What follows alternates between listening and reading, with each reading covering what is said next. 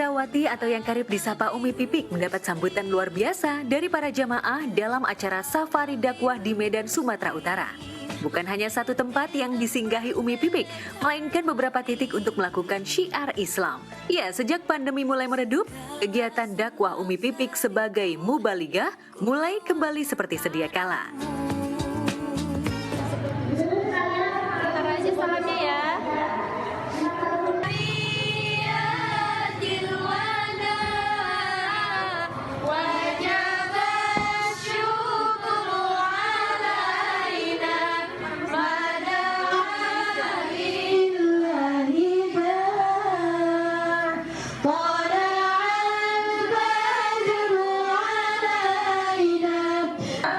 Allah merahasiakan murkanya atas maksiat yang kita lakukan.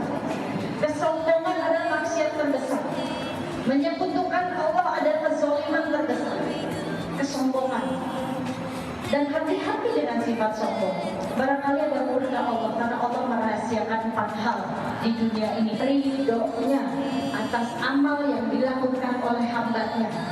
Yang kedua, Allah merahasiakan murkanya atas maksiat yang dilakukan oleh hambanya. Yang ketiga, Allah merahasiakan waliullahnya di muka bumi ini. Yang keempat, Allah merahasiakan umur kematian hambanya. Syarat mati tidak nunggu tua, yang muda juga pada mati. Syarat mati yang nunggu sakit, yang sehat juga pada mati.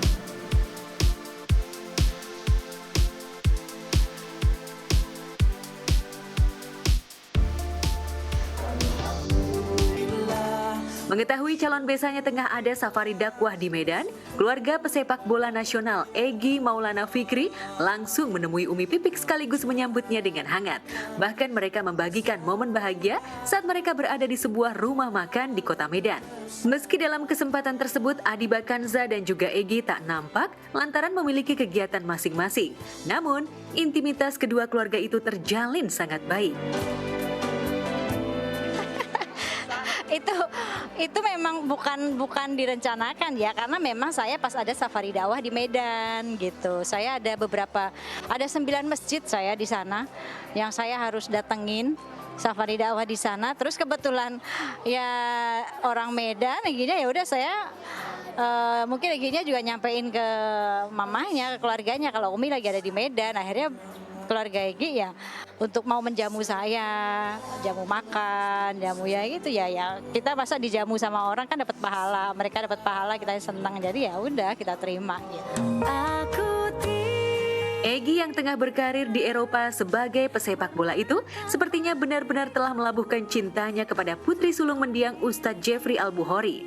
Apalagi jika tengah libur, Egy sesekali menyempatkan diri untuk bertemu dengan Adiba. Lantas, seperti apa sosok Egy di mata Umi Pipik? Baik, soleh, dia sholatnya nggak pernah ketinggalan gitu. Kalaupun mau ke rumah izin dulu boleh, nggak ada kalimat boleh nggak Umi gitu. Kalau nggak dibolehin kan pasti dia nggak akan datang, tapi dia boleh dan itu pun ada saya gitu. Dan ya udah, kita kemarin pun juga sama keluarganya Egy juga yang ngobrolin juga sama, ibunya juga kepengen doain dong Umi yuk anak-anak kita biar cepet nikah gitu. Ya saya bilang oh iya deh, gimana terserah anak kita aja gitu ya, terserah anak-anak kesiapannya, karena yang Egy juga kan harus mempersiapkan, dia masih kontrak juga kan di sana, masih kontrak ya di mana tuh, di Poland ya, di sepak bola di luar negeri dia masih kontrak, jadi harus menyelesaikan itu dulu gitu. Oh saya nggak tahu, tanya sama dia. Emang saya manajernya, gimana ente?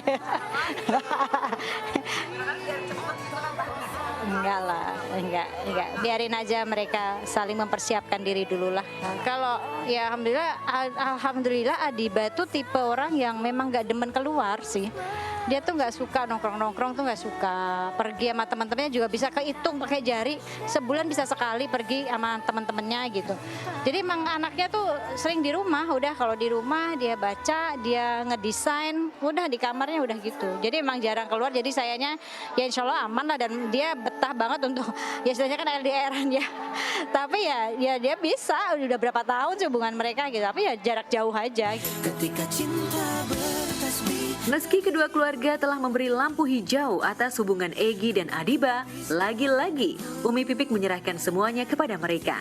Lantas benarkah ibu 4 orang anak itu tak pernah mematok target putri sulungnya itu untuk cepat-cepat mengakhiri status lajangnya dan menikah dengan pria pilihan Adiba?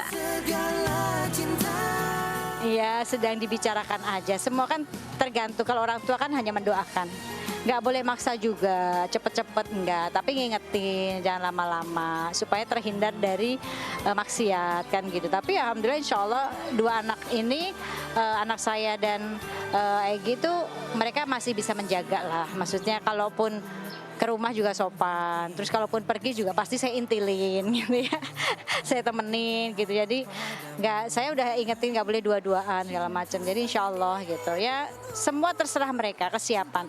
Bukan hanya sebatas siap materi ya, tapi kan di sini kesiapannya bagaimana anak saya nih yang perempuan siap untuk diambil ya, untuk ikut sama suaminya nanti. Dia harus siap bagaimana dia menjadi istri yang baik, istri yang saleha, istri yang ngurus suami. Ya udah bukan istri yang berkarir lagi, tapi karirnya ya menjadi istri yang saleha, ikut suami gitu. Nah terus Egy pun juga siap, bukan hanya sebatas nafkah aja. Insya Allah kalau kita nikahnya karena Allah, rezeki mah udah Allah atur. Saya dulu sama almarhum lihat ya, dari yang bener-bener nggak punya apa-apa nikahnya, tapi karena tujuannya nikah ya, pengen dapat ridha Allah, alhamdulillah rezeki mengalir terus gitu. Jadi jangan takut untuk menikah, tetapi takutlah saat kita bermaksiat. Jadi saya ingetin sama Egy supaya dia siap juga untuk jadi laki-laki yang kelak bisa membimbing anak saya ya, jadi suami yang bisa bawa istrinya salehah kan gitu.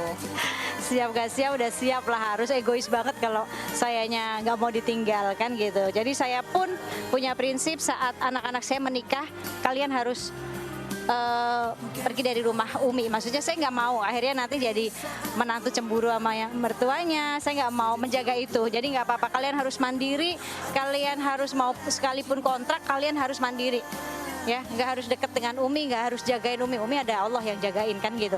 Jadi menghindari untuk supaya kan banyak kasus ya, banyak berita-berita, banyak kejadian kalau ada menantu cemburu dengan ibu mertuanya. Karena apa? Karena suaminya nggak mendidik dengan iman. Karena kan ibu mertua tidak boleh dicemburui, ya kan? Harusnya istri solehah ini mengajak suami ini untuk bakti kepada ibunya, ya kan? Jadi gitu. Jadi saya tetap harus bisa mengikhlaskan anak-anak saya gitu. Gak apa-apa lah, demen biar bisa minang cucu. Ke Abi pun juga gitu. Kalau misalkan dia memang sudah niat pengen nikah, ya udah nikah muda nggak masalah gitu.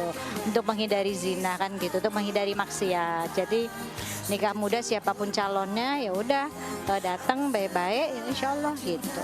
Nggak harus takut dengan materi belum siap, nggak. Insya Allah rezeki mah udah Allah atur semuanya.